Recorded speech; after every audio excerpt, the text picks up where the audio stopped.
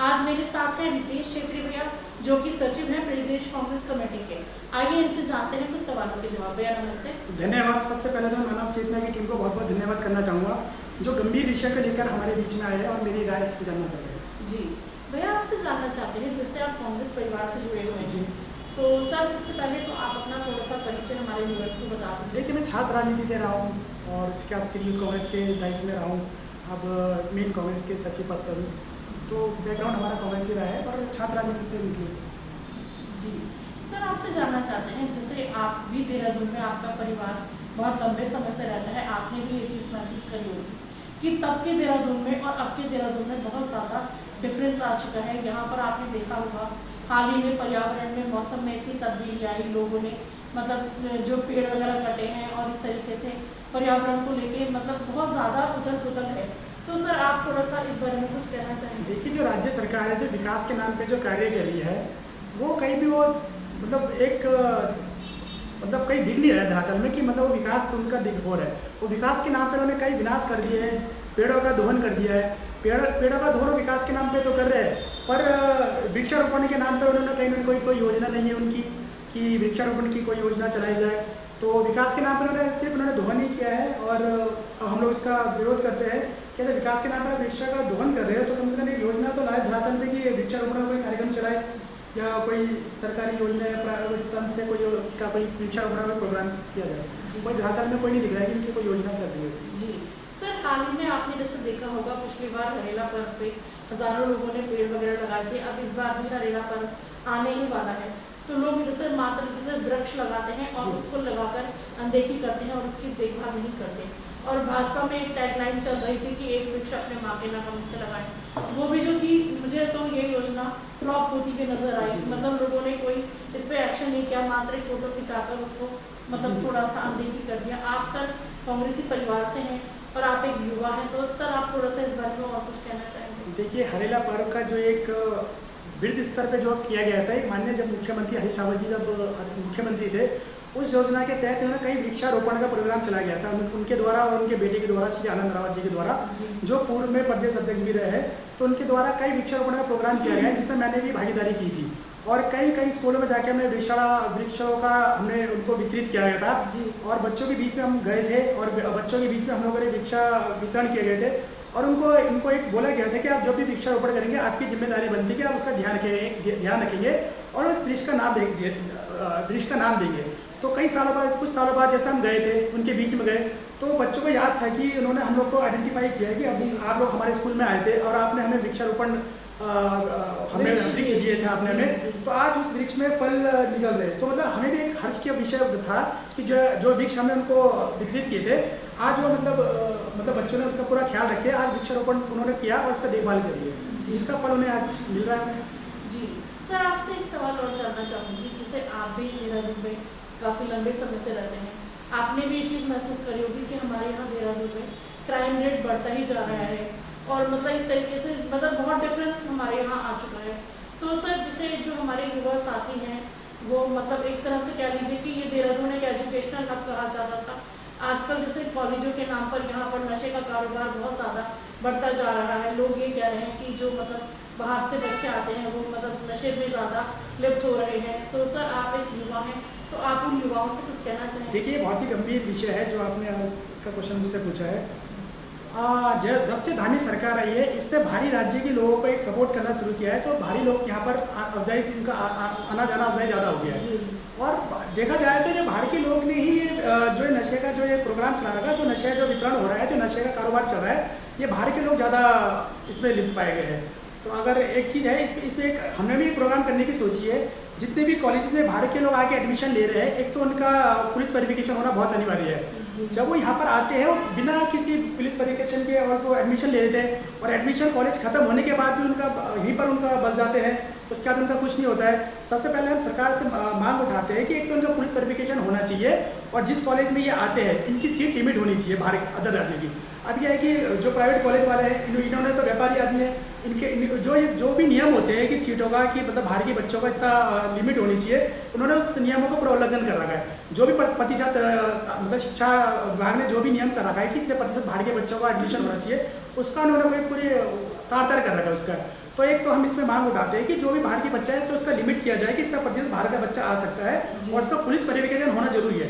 और वो जहाँ से भी जिस स्टेट से आ रहा है वहाँ से भी वो अपना पुलिस वेरिफिकेशन करा के लाए।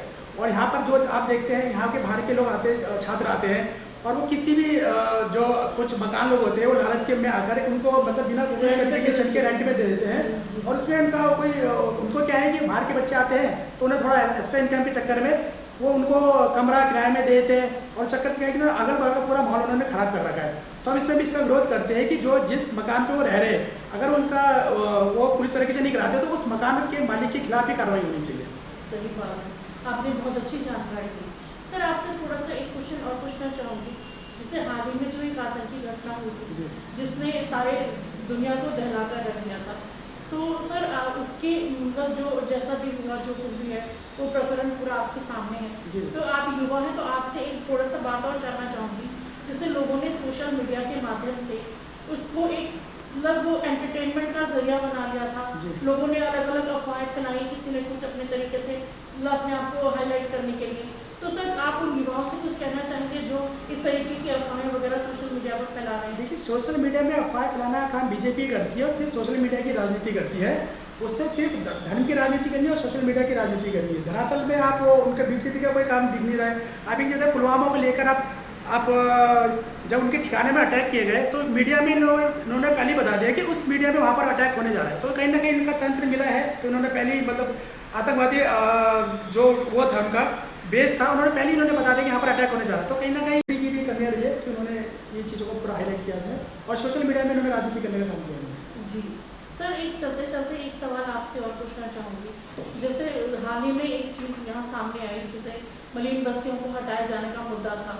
इस पर कांग्रेसी ने मतलब परिवार ने सबसे ज़्यादा अपनी प्रतिक्रिया जताई और अलग अलग क्षेत्रों में जो मलिन बस्तियाँ थी वहाँ पर इस तरीके से हुआ थोड़ा सा। तो सर आप एक कांग्रेस के मतलब नेताओं में, युवा नेताओं में गिने जाते हैं, तो सर आप थोड़ा सा इस बारे में कुछ कहना चाहेंगे? देखिए जब बीजेपी सरकार आती है, जब चुनाव का टाइम आता है तो इसे मुद्दा बनाती है कि मलिन बस्तियों के जो है उनको मालिकाना हक दिया जाएगा। उसके प्रचार के लिए कोई करोड़ रुपए विज्ञापन में खर्च करते हैं।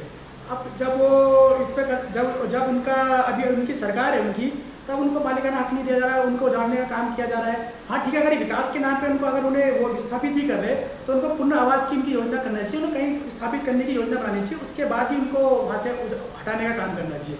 तो बीजेपी की ऐसी कोई योजना है नहीं कि आप उनको कहीं स्थापित करें और उनका घर तोड़ने का काम कर रही है वो। और देखिए इसमें तो भी कांग्रेस का विरोध करती है, जब तक उनकी पुनः आवास की योजना नहीं होती है तब तक इसका विरोध किया जाएगा। जी सर, आपसे एक सवाल और, जैसे आप जब डीएवी में थे तो आप एनएसयूआई से जुड़े हुए थे, तो सर थोड़ा सा आप अपना उस टाइम का कुछ बताना चाहेंगे, कोई एक्सपीरियंस वगैरह आप हमारे साथ शेयर करना चाहेंगे? एनएसयूआई पूरे भारत की सबसे बड़ी छात्र संगठन है और उसमें संघर्षों से हमने वहाँ पर कॉलेज राजनीति से हमने संघर्ष करना सीखा है। आज जो भी हम जिसके बदौलत है, हम एनएसयूआई की बदौलत ही है। और हमारी एक जो फाउंडेशन है वो एनएसयूआई है। और एनएसयूआई ने हमें सही मुद्दों पे और सबसे मतलब जो मुद्दे हैं, जो असलियत मुद्दे हैं, वो उसमें विरोध करना सिखाया है और आगे भी हम इसी के बेस पर हम आगे चलेंगे। जी सर, आप जो हैं वो एक युवाओं के लिए इंस्पिरेशन है कि मतलब आप इतनी छोटी उम्र में आपने इतना कुछ अचीव कर लिया, आपका नाम एक युवा नेताओं में गिना जाता है।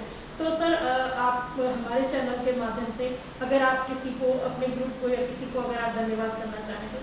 मैं सभी उस युवा का धन्यवाद करना चाहूँगा जिसने एक आम जनता की विरोध में जिसने आवाज़ उठाई है और जो आम जनता के साथ खड़ा हुआ है। मैं हर उस युवा का धन्यवाद करना चाहूँगा। ठीक है सर, आपका बहुत बहुत धन्यवाद, आपने अपना कीमती समय हमें दिया, उसके लिए धन्यवाद। दोस्तों अभी आपने भैया की बातों को सुना, भैया ने हमें बहुत सारी अच्छे टॉपिक्स पर अच्छी बातें बताई हैं। तो मैं अपने व्यूअर्स से यही अनुरोध करूँगी कि भैया ने जो बातें बताई, जैसे कि किस तरीके से पुलिस वेरिफिकेशन कराकर हमें अपने यहाँ रेंट पे देना चाहिए और भी बहुत सारी बातें बताई, तो इस बातों पर अमल करें और एक बार इस चीज़ पर ज़रूर गौर करें।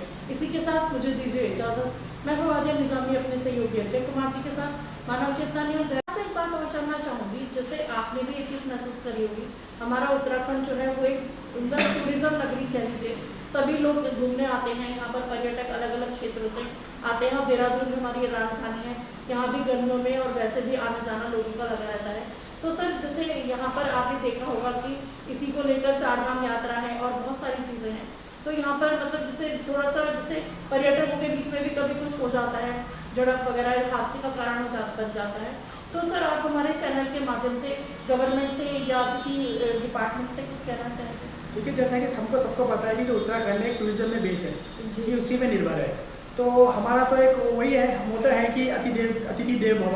जी। तो देखिए, हम तो चाहते हैं कि टूरिज्म अधिक से अधिक आए, पर हमारा एक लक्ष्य भी ये है कि कम से कम जब टूरिज्म यहाँ उत्तराखंड में आए तो कोई परेशानी का सामना ना करना पड़े उन्हें।